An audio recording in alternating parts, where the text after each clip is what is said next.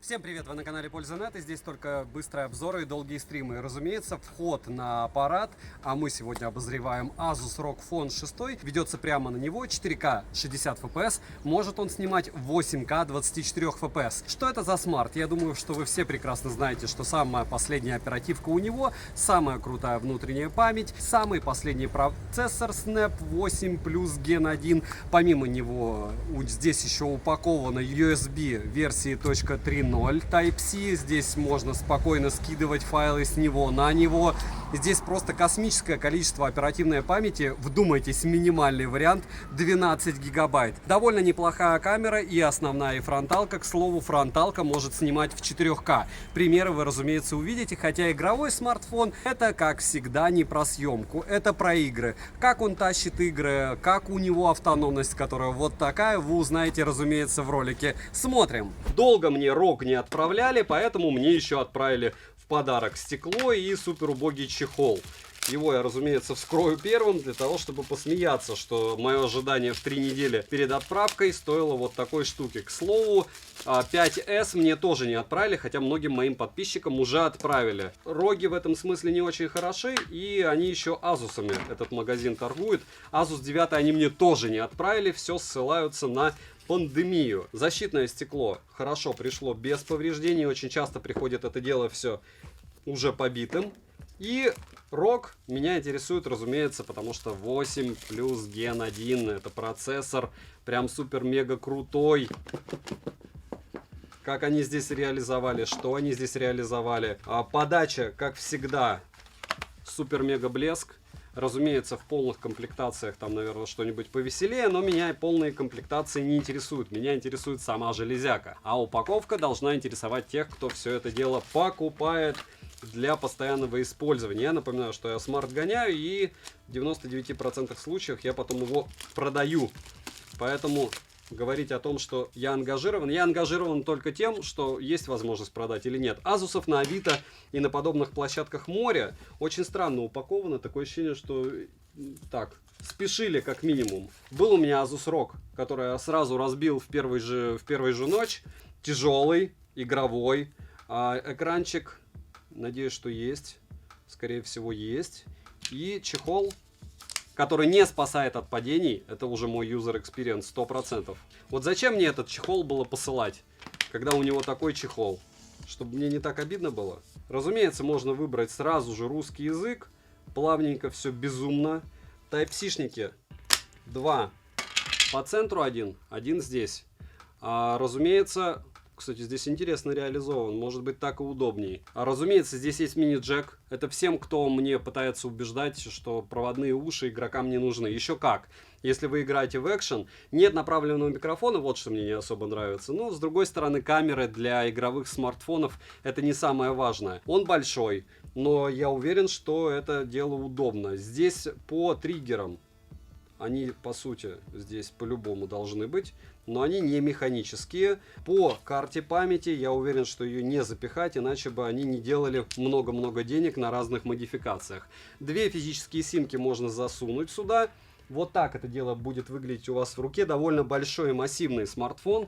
Не скажу, что он прям ультра маленький, но игровой другим быть и не может. 242 грамма это дело весит. Розыгрыши море. Читаем описание, какие сейчас актуальны. Постоянно это, разумеется, 5 Mi Band 6 серии. Разыгрывается за лайк, подписку и комментарий к любому видео. Подписывайтесь с колоколом. Не забудьте, что сейчас еще разыгрывается телефон OnePlus. И перейдем же к игровому смартфону. Полетели. Поставляется данный девайс в черном и белом цвете. Тыльная часть выполнена из стекла Corning Gorilla Glass 3 версии. Рамки алюминиевые, а впереди у нас стекло Corning Gorilla Glass Victus, как и в ROG Phone 5 серии. Внешне смартфон, по моему мнению, выглядит привлекательнее, чем младшая модель, но в целом плюс-минус они одинаковые. В руке без чехла лежит он удобно и не выскальзывает, тыльная часть маркая, но в основном его лучше носить в чехле. Сборка, как по мне, хорошая и материалы качественные. На корпусе расположили кнопку питания, качели регулировки громкости, разъем USB Type-C версии 3.1, притом он сбоку, а разъем USB Type-C версии 2.0 внизу. 3 микрофона смартфона, высококачественная аудиосистема Game FX из 2 стереодинамиков. Звучание отличное, прямо завораживающее. Вдобавок в стоке мы имеем 4 заготовки и кастомный эквалайзер, а также технологию Snapdragon Sound с кодеком aptX Adaptive и aptX Lossless. Мини-джек на борту, разумеется, куда же без него. Далее на тыльной части расположили подсветку с несколькими предустановленными режимами и с поддержкой до 16,77 миллионов цветов. Как по мне, это смотрится интересно. Но по большому счету после 2 дней пользования об этом деле забываешь. Помимо всего перечисленного нам предоставили систему управления AirTrigger версии 6. В нее входит управление движениями, 2 ультразвуковых сенсорных датчика, которые в этой модели теперь поддерживают больше жестов, чем в прошлой модели ROG. Настроить триггеры полноценно возможность есть, что очевидно. Ко всему, ROG Phone 6 позволяет использовать гироскоп для смены угла обзора в играх. Не могу сказать, что данная функция удобная, но приноровиться можно. В играх использовать триггеры очень удобно, как по мне. Вдобавок, у меня на руках есть геймпад Kunai 3, и если вы прям любите поиграть в игры на смартфоне, то эта пара действительно хороший выбор для комфортной игры. Хотя он тоже не дешевый. На него возможен тоже обзор, пишем в комментах, если вам он интересен. Водонепроницаемость минимальная, класса IPX4, считайте, ее нет, максимум легкий дождик. Летим дальше. С фронтальной части нас встречает Samsung AMOLED дисплей на 6,78 дюйма с разрешением 2448 на 1080 точек. Матрица экрана абсолютно плоская, он же игровой, так и должно быть. Соотношение сторон 20,4 к 9. HDR10 плюс на борту, плотность пикселей почти идеально 395 ppi, пиковая яркость 1200 нит. При прямом попадании света на экран яркости в целом достаточно, и пользоваться смартфоном в солнечный день можно. Не то что у ZTE, который, да, семерочка, прошечка, посмотрите на лайв-канале, я выгружу обзор на него, но можете уже посмотреть прожарку его. Этот позор не смыть. Я не знаю, как ZTE может продавать свои смартфоны, а то, что они игровые продают за такие деньги, они раздавать их у метро должны. Но это лирика. Частота обновления ROG максимум 165 Гц, на выбор также есть автогерцовка 60, 90, 120 и 144 Гц. Тач на 720 Гц, задержка касания 24,3 миллисекунды. При изменении сюжета использования смартфона частота обновления экрана меняется. И хорошо, что можно самому все настроить. Тест на частоту дискретизации касаний вы можете наблюдать на экране, и результат меня порадовал. DC-димминг в наличии, но работает он только при 60 Гц обновления экрана. А вы понимаете, смарт на 165 Гц и включать 60. Шим без DC-димминга при 165 Гц, на 100% яркости 5,3%, на 50% 40%, на минимальной 22%, на нуле также 20%. Показатели очень хорошие для такого экрана. Автояркость быстро адаптируется под смену освещения, вдобавок, при этом еще и точно. Под разными углами тон картинки слегка бросает в теплый оттенок. Технология Always On Display в наличии, конечно же, полноценная. Далее мультитач, разумеется, берет все 10 пальцев. Разблокировать экран можно при помощи сканера отпечатков пальцев, внедренного в экран, и распознавания лица. Сканер отпечатков пальцев работает отлично и довольно быстро. Распознавание лица срабатывает стабильно быстро, даже под углом, что хорошо. Нести биометрические данные можно только одного лица. Верхняя и нижняя рамка вокруг экрана, разумеется, не маленьких размеров, но хорошо, что они симметричны, не то что в ZTE. Экран в целом себя показал хорошо, в настройках большое количество функций для персонализации экрана. Также имеются различные полезные функции, как, к примеру, смарт-экран. Летим дальше. Процессор Qualcomm Snapdragon 8 Plus Gen 1 5G с техпроцессом 4 нанометра с 8 ядрами, максимальная частота которого 3,2 ГГц. Графический процессор Adreno 730, интерфейс Android 12 версии. Оперативная память последняя, LPDDR5 на выбор я обнаружил только 12 и 16 гигабайт, но на официальном сайте есть еще версия с 18 гигабайтами, и это прям супер блеск. Не знаю, кому это понадобится. Внутренняя память UFS 3.1, 128 или 256 гигабайт или 512 на выбор. Имеется поддержка Wi-Fi 6E, ненужная большинству поддержка 5G сетей, для 4G 7 бенд есть, а вот 20-го нет. Сеть мобильную ловит хорошо, звучание при звонках отлично и микрофоны справляются хорошо. Вдобавок есть запись разговора без уведомления собеседника о начале записи. Датчик приближения работает без нареканий, вибромоторчик отличный, тактильная отдача приятная. Bluetooth версии 5.2 NFC поддерживается, и установить любое приложение для привязки вашей банковской карты можно, что хорошо. MirPay вам в помощь. Из навигации на борту GPS GLONASS, Galileo, Beidou, QZSS и Navic. GPS-тест в городских условиях показывает точность стандартную для Qualcomm 3 метра. Далее емкость аккумулятора 6000 мАч и разделен он на две части. PC-Mark выдал хороший результат в 9 часов 6 минут, а осталось 20%. Тест я проводил при 165 Гц на максимальной яркости. Смартфон поддерживает быструю зарядку на 65 Вт, а также прямое питание от электростей кассете во время игры. Заряжается он с 0 до 100% за 46 минут, поедает 50% за 2 часа игры в PUBG New State. Играть очень комфортно, фризов я не наблюдал, яркость смартфон не понижал. Нагрелся аппарат максимум до 50 градусов, и в целом очень странно, но в руках было его удобно держать, хотя многие мне в личку писали, что «Саня, нет, как же ты без кулера играл?» Играл нормально. Бывало и хуже, я вам скажу. Здесь распределение тепла было попроще. Данный тест на автономность вы можете посмотреть, еще раз повторяюсь, в записи на лайв-канале. А это все дело я провожу в онлайне на Твиче, параллельно отвечая на вопросы. За час игры в Genshin Impact улетает 23% заряда на максимальных настройках графики. Конечно же, на борту есть куча всевозможных настроек для комфортной игры и не только. Производитель предоставил функцию Armory Crate, что очень удобно, а в играх есть панель Game Gain для быстрого доступа к настройкам. Смартфон отлично оптимизирует свою работу для любых поставленных задач. За охлаждение отвечает система GameCool 6. Беспроводной зарядки нет, перейдем же к тестам. Тротлинг тест проходит отлично. 326 гипсов минимально, максимально 431 гипс и в среднем 382 гипса на 100 потоках при 30 минутах. В Geekbench в синглкоре 1308, в мультикоре 4287. 3D Mark показал Wildlife максимум, Wildlife Extreme 2773, Wildlife Stress Test 10378, Wildlife Extreme Stress Test 2791, Slingshot Extreme и Slingshot на максимуме. Вантуту выдал результат в 1 миллион 80 тысяч попугаев. Storage тест показал 67 тысяч, на холодную 45-минутный стресс-тест прошел хорошо. Результаты теста искусственного интеллекта 3 миллиона 27 баллов. Основной блок камер с тыльной части состоит из 3 модулей и одной LED-вспышки. Основной широкоугольный сенсор Sony IMX766 на 50 мегапикселей, ультраширокий сенсор на 13 мегапикселей, макромодуль на 5 мегапикселей. Запись видео доступна в максимальном разрешении 8К 24 FPS и, конечно же, есть 4К 60 FPS. Замедленная съемка может снимать максимально в 4К 120 FPS и 1080p 240 FPS. Оптической стабилизации нет, но есть Gyro электронная стабилизация. Фронтальный модуль на 12 мегапикселей с максимальным разрешением для съемки видео 4К 30 FPS. На борту имеется достаточно различных режимов для фото и видеосъемки, как для игрового смартфона. Как по мне, качество видеосъемки хорошее, стабилизатор отрабатывает отлично, картинку не мылит и сильно не смазывает. Фото получается более чем потребными. Примеры, конечно же, увидите сейчас на экране.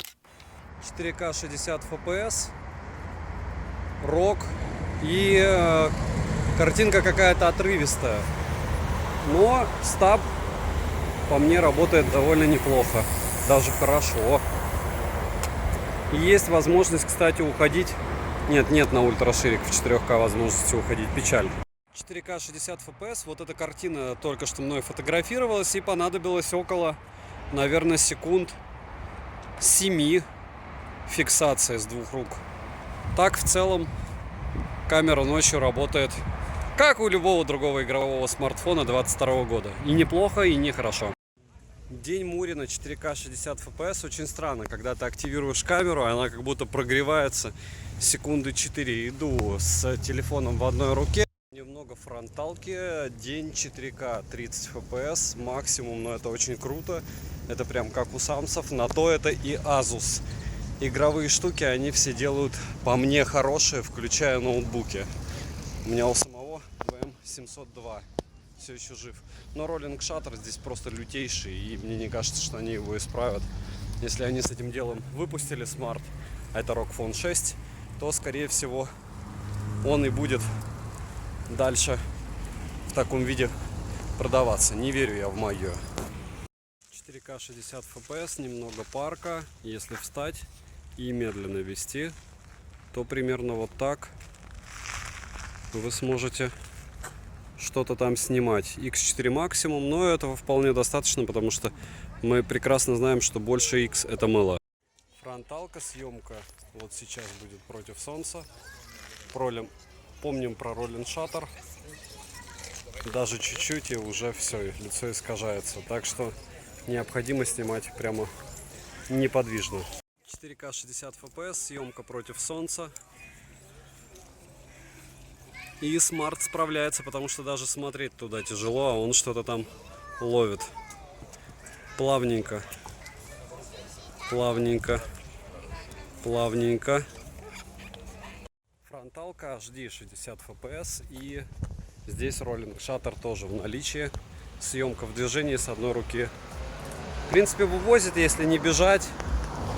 И если еще идти поспокойней, то снимает даже очень хорошо. Фронталка, кромешная мгла, и вот так все это дело будет снимать в ночи. То есть никакой подсветки нет, если минимальное количество освещения мы попытаемся сделать.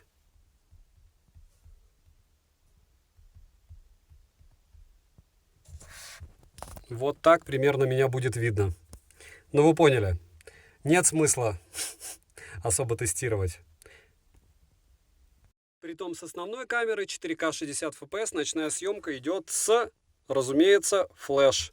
То есть можно все подсвечивать и все будет хорошо. Минусы: нет возможности расширить внутреннюю память с помощью microSD. И цену можете посмотреть по ссылке в описании к видео. Я, наверное, впервые в рогах не отнесу ее к минусам, потому что она адекватна даже сейчас, даже при таком курсе. И напоминаю, 23 числа мы узнаем, будет ли после 1 октября тот же порог в 1000 евро или сделают 200. Я очень надеюсь, как и вы, что будет 1000 евро, и мы сможем с вами вот такие смартфоны без таможни покупать, пусть даже по слегка завышенному курсу. Потому что одно дело по курсу переплачивать 6-7%, а другое дело 15% таможни отдавать. Согласитесь, выгоднее чуть-чуть переплатить. Опять же, это мое мнение. И резюмировать я бы хотел довольно просто. У меня есть довольно элементарная иерархия игровых смартфонов. Это наверху Asus, чуть ниже Black Shark, а все остальное внизу, из разряда Red Magic и всего остального. Почему? Потому что лучше они делают. У них самое топовое железо. У меня конкретно топовая сборка. Я уже тоже видел на YouTube людей, у которых 6-й ROG Phone почему-то пришел с щелью какой-то, грязью, еще чем-то. У меня не первый смарт, который я покупаю на Али, конкретно этот ROG, он собран идеально. 9 часов автономности для игрового смарта, это цвет, блеск идеален. Если брать по входам, во-первых, его можно напрямую заряжать, то есть вы можете играть спокойно и параллельно его не заряжать, а параллельно он будет подключен к питанию. Аккумулятор не будет от этого умирать. Это раз. Два. Разумеется, к нему лучше докупать кулер, потому что у меня минимальная комплектация. Без кулера играть можно. Я показывал 2 часа. В описании есть ссылка на мой Twitch и на лайв-канал. Вот там есть 2 часа, я его гонял нон-стопом в играх. Чуть-чуть горячий, но ничего критичного. То есть я мог играть без кулера. Если вы хотите, вы можете играть с кулером, и никаких проблем с этим не будет. Одновременно он будет, допустим, подпитан. Да, есть люди, которые на подставке играют в планшетах, это профы. Да, есть люди, которые считают, что без кулера нереально гонять смартфон. Этим людям я бы посоветовал посмотреть на Lenovo, который я не советую, но игровой смартфон у них был ничего такой. Всем остальным,